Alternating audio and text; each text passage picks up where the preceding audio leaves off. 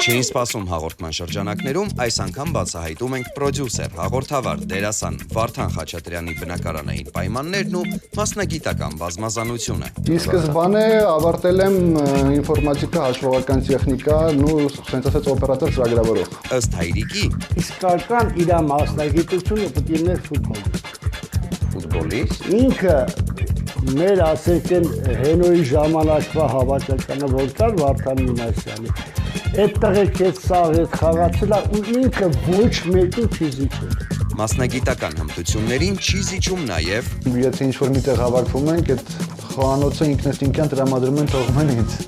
եւ այդ ամենով հանդերձ Ամուսնանալու նպատակներ չկան Կան, իհարկե, կան